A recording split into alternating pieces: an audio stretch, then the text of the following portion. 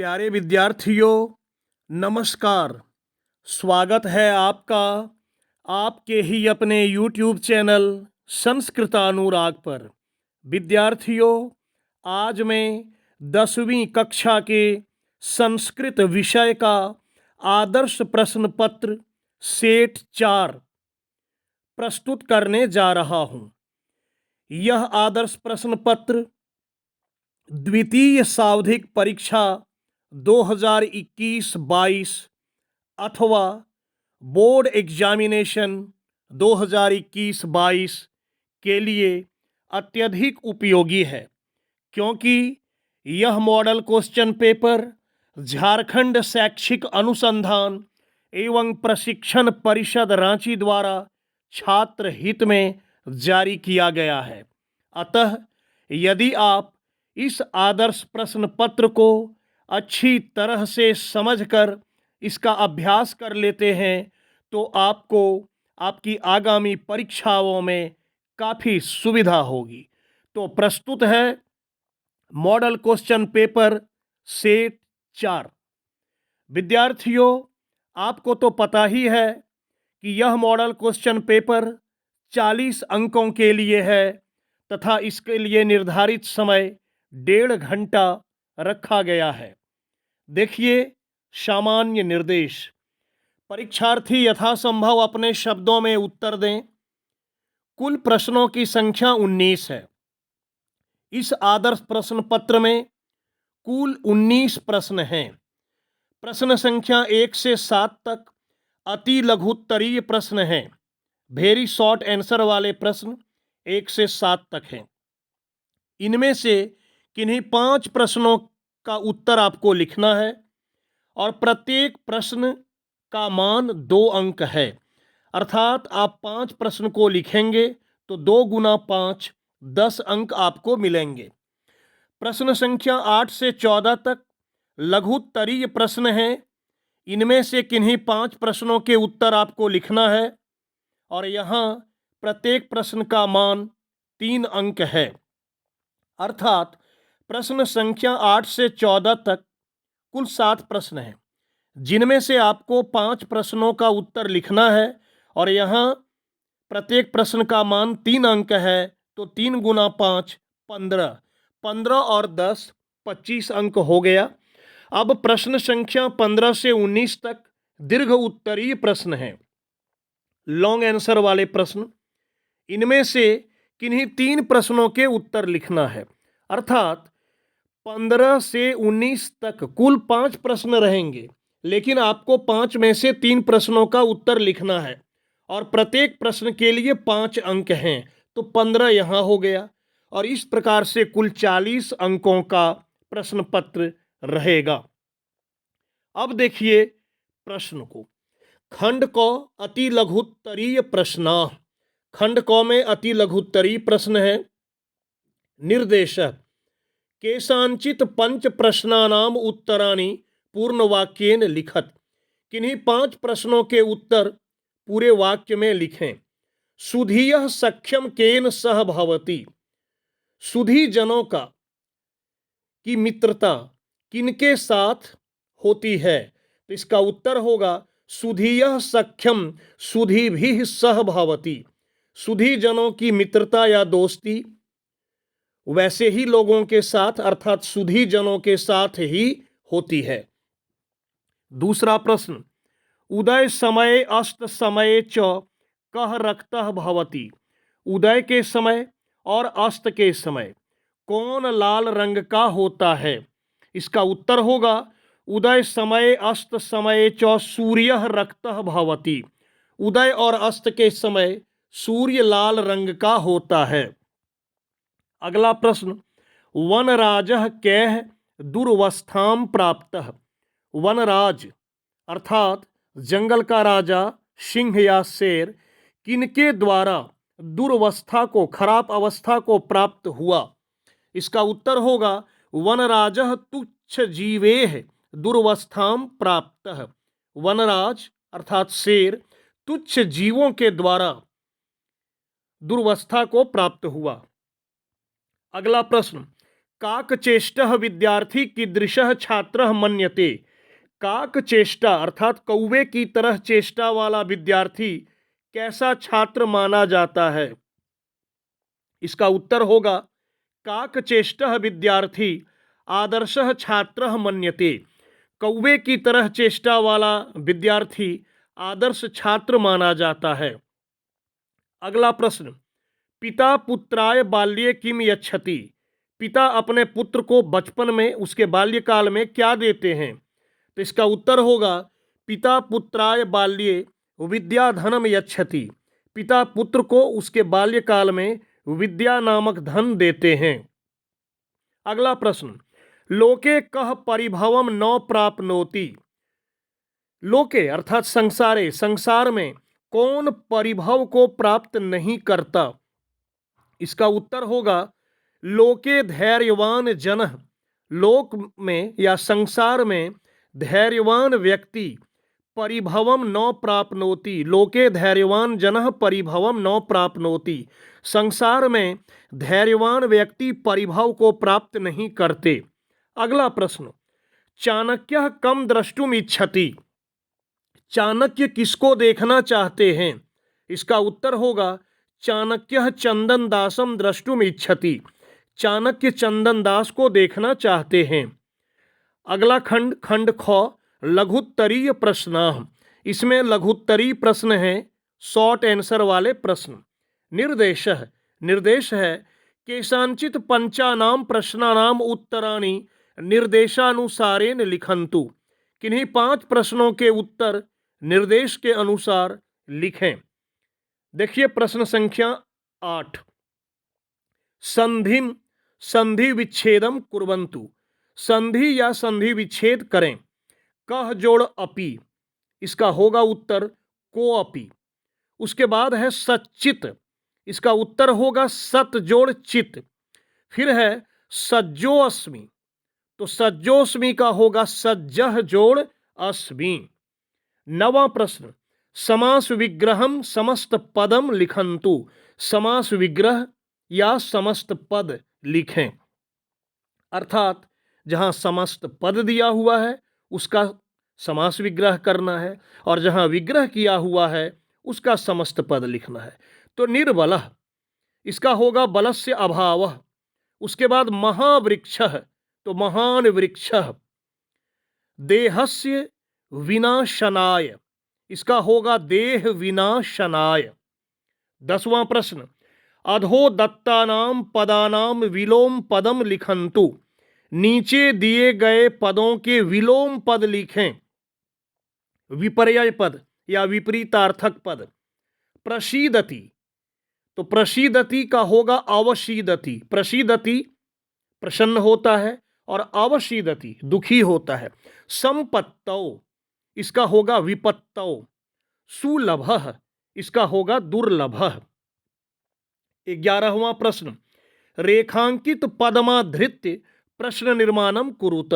रेखांकित पद को आधार मानकर प्रश्न निर्माण करें। वानरः आत्मानं वनराज पदाय योग्यः मन्यते। तो इसमें रेखांकित पद है वनराज पदाय। इसमें चतुर्थी एक वचन का प्रयोग हुआ है। जब प्रश्न बनाएंगे तो होगा वानरः आत्मानं कस्मै योग्यः मन्यते, क्योंकि किम शब्द रूप पुलिंग के चतुर्थी एक वचन में होता है कस्मै, इसलिए इसका प्रश्न बना वानरः आत्मानं कस्मै योग्यः मन्यते, और वाक्य के अंत में प्रश्नवाचक चिन्ह लगाना है। दूसरा है जनकेन सुताय शैशवे विद्याधनम दीयते। यहां भी सुताय में चतुर्थी एक वचन का प्रयोग है। सुत मतलब होता है बेटा या पुत्र, तो सुताय जैसे होता है बालकाय, चतुर्थी एक वचन का प्रयोग है। तो प्रश्न बनेगा जनकेन कस्मै शैशवे विद्याधनम दीयते, और वाक्य के अंत में प्रश्नवाचक चिन्ह। उसके बाद है तत्वार्थस्य निर्णयः विवेकेन कर्तुम शक्यः। रेखांकित पद है तत्वार्थस्य। इसमें षष्ठी एक वचन का प्रयोग है, और जब प्रश्न बनाएंगे तो किम शब्द रूप पुलिंग के षष्ठी एक वचन में होता है कस्य, तो हो गया कस्य निर्णयः विवेकेन कर्तुम शक्यः, और वाक्य के अंत में प्रश्नवाचक चिन्ह। 12वां प्रश्न, निर्देशानुसारम लिखन्तु, निर्देश के अनुसार लिखें। काकचेष्टः विद्यार्थी अनयोः पदयोः विशेष्य पदम किम। काकचेष्टः विद्यार्थी, इन दोनों पदों में विशेष्य पद क्या है, तो विशेष्य पद है विद्यार्थी। दूसरा, कृष्णः पिकः अनयोः पदयोः विशेषण पदम किम। कृष्णः पिकः, इन दोनों पदों में विशेषण पद क्या है, तो विशेषण कहते हैं जो संज्ञा या सर्वनाम की विशेषता बताए। तो पिक, पिक मतलब कोयल, कोयल कैसा है, कृष्णः काला, तो विशेषण हो गया कृष्णः। उसके बाद है उदीरितो अर्थः पशुनापि गृह्यते, अस्मिन् वाक्ये अव्यय पदम किम। यह जो वाक्य है उदीरितो अर्थः पशुनापि गृह्यते, तो इसका जब संधि करेंगे तब आपको समझ आएगा कि उदीरितो अर्थः पशुना अपि, तो अपि यहां है अव्यय, अव्यय पद यहां पूछ रहा है, अव्यय है अपि। उसके बाद 13वां प्रश्न, प्रकृति प्रत्ययम संयोज्य विभज्य लिखत। प्रकृति प्रत्यय को जोड़कर या अलग करके लिखना है। परिश्रम्य, इसका होगा परि जोड़ श्रम जोड़ ल्यप, या इसको दूसरे ढंग से समझें, परि उपसर्ग, श्रम धातु और ल्यप प्रत्यय। फिर है द्रष्टुम, दृश्य धातु तुमुन प्रत्यय। उसके बाद है आ जोड़ दा जोड़ ल्यप, इसका हो जाएगा आदाय। 14वां प्रश्न, एतेषां पदानां पर्याय पदम लिखन्तु, इन पदों का पर्याय पद लिखिए, समान अर्थ वाला पद लिखिए। चित्तम, चित्तम का होगा हृदयम या चेतः। मुखम आननम या वक्त्रम। सभा संसद या परिषद।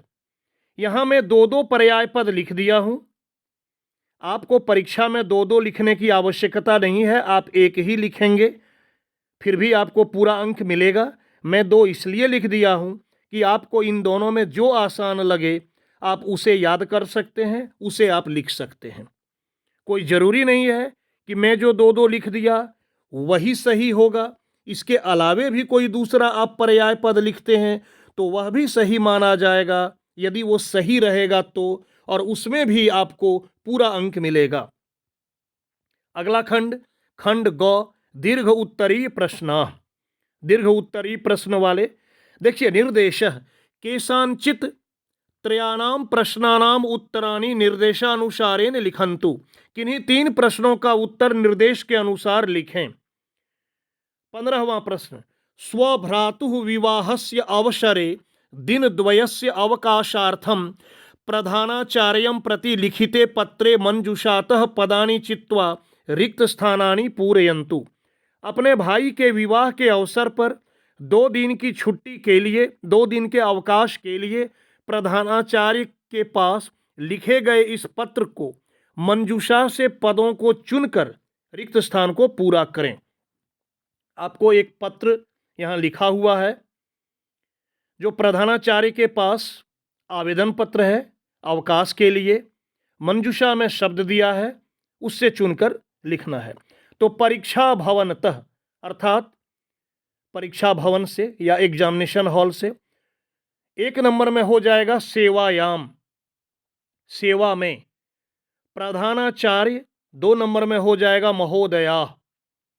उसके बाद है एसएस उच्च विद्यालय सिवान, विद्यालय का नाम है।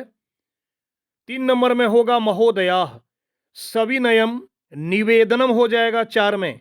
अस्ति यत मम भ्रातुः होगा 5 में।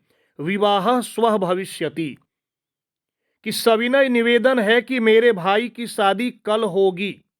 वर यात्रा, यहाँ तो जगह का नाम रहता तो और अच्छा होता कि बारात कहाँ जाएगी, कोई स्थान का नाम रहता, लेकिन वैसा मंजूषा में नहीं है, तो गमिष्यति, बारात जाएगी।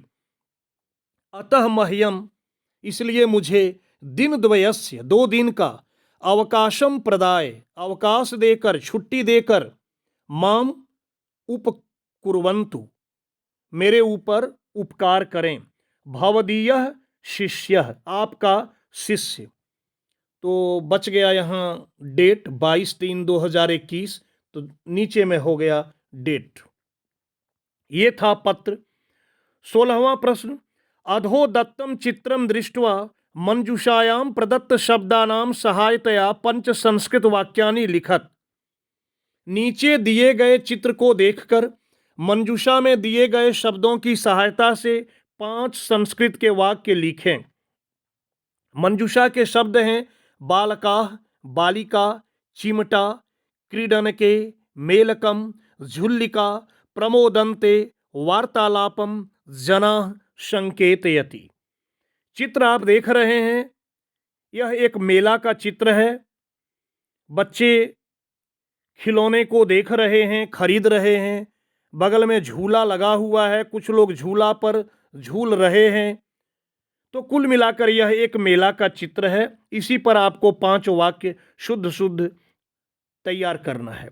तो पहला वाक्य, इदम मेलायाः चित्रम अस्ति, यह मेला का चित्र है। या अत्र मेलायाः दृश्यम अस्ति, यह यहाँ मेला का दृश्य है। इन दोनों में से कोई भी आप लिख सकते हैं। अत्र एका झुल्लिका अस्ति, यहाँ एक झूला है। बालकाः क्रीडनकम दृष्ट्वा वार्तालापम कुर्वन्ति, बच्चे या लड़के खिलौनों को देखकर, जो खिलौने हैं उसको देखकर वार्तालाप कर रहे हैं, बातचीत कर रहे हैं। केचन बालकाः बालिकाः च झुल्लिकाम आरोहन्ति, कुछ लड़के और लड़कियां झूला पर चढ़ते हैं या चढ़े हैं। जनाः अत्र आगत्य प्रमुदिताः भवन्ति, लोग यहाँ आकर प्रसन्न होते हैं, खुश होते हैं। या प्रमुदिताः भवन्ति नहीं लिखना चाहें तो प्रमोदन्ते भी लिख सकते हैं। प्रमोदन्ते मंजूषा में शब्द भी दिया हुआ था। तो इस प्रकार से ये कोई जरूरी नहीं कि मैं जो 5 वाक्य लिख दिया वही आप लिखें।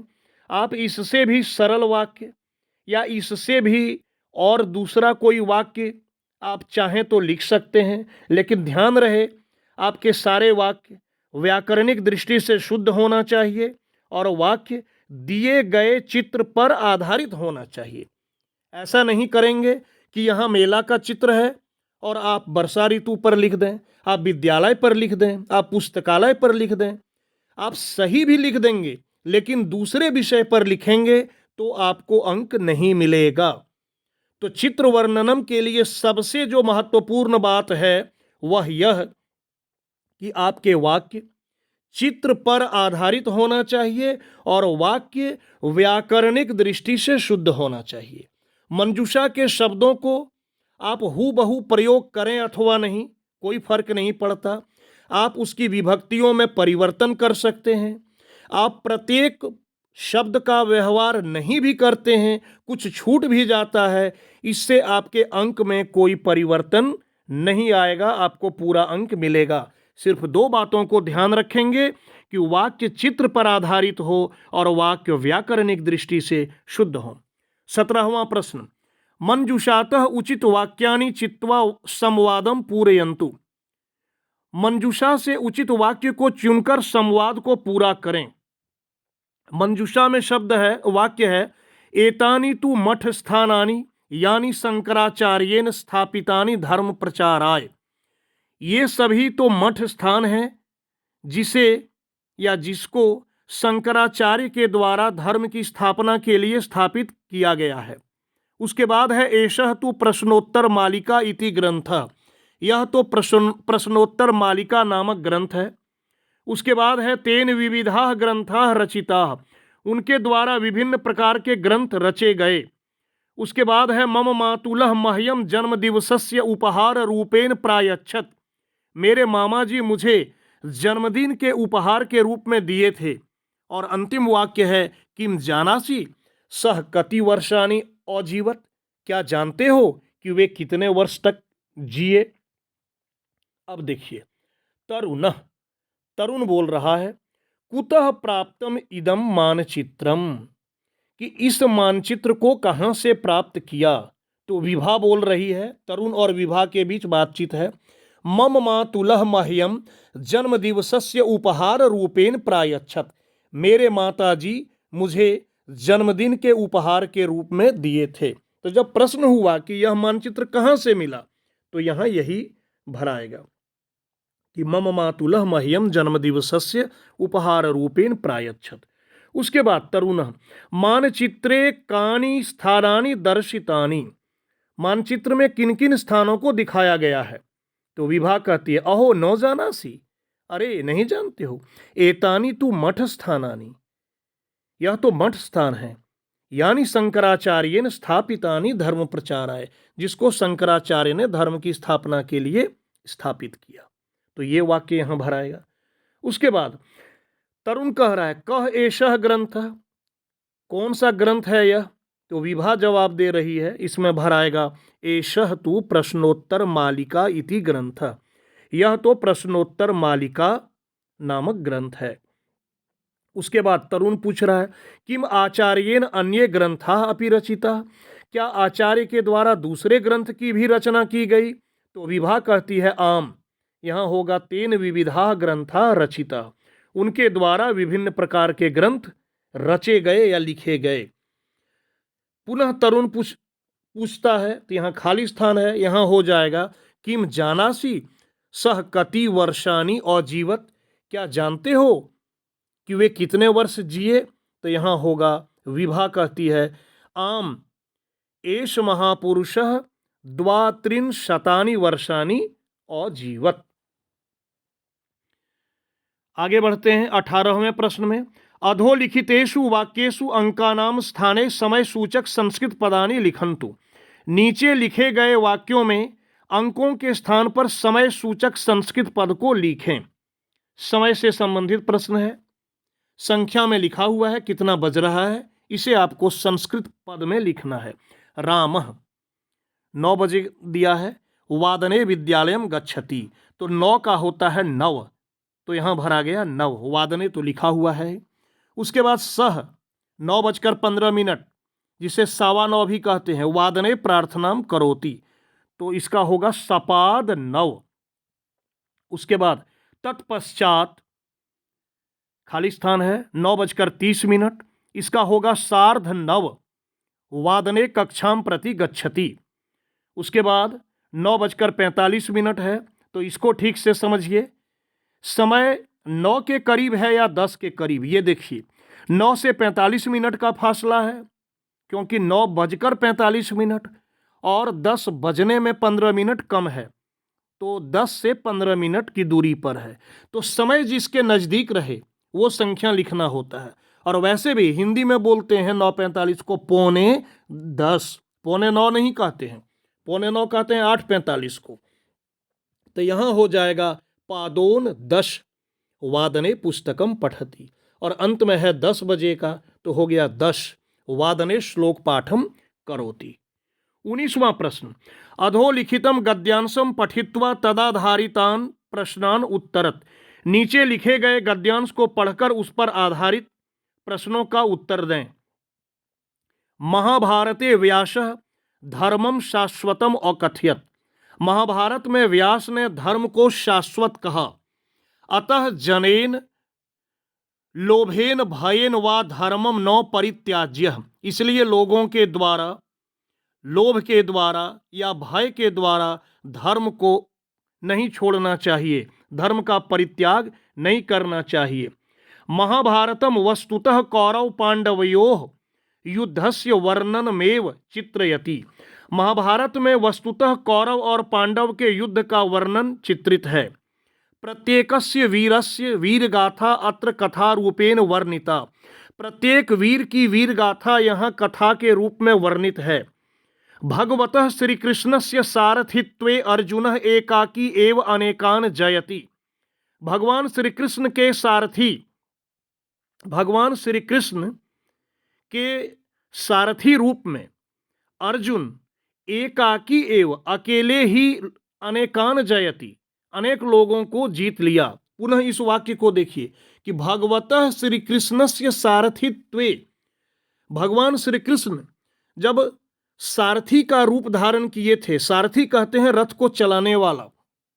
तो उनके सारथी के रूप में उन्होंने जो सारथी की भूमिका निभाई, उस कारण अर्जुन अकेले ही अनेक लोगों को जीत लेता है। युद्धे पात्रयोः संवादः यदा कदा एकम उपाख्यानम भवति।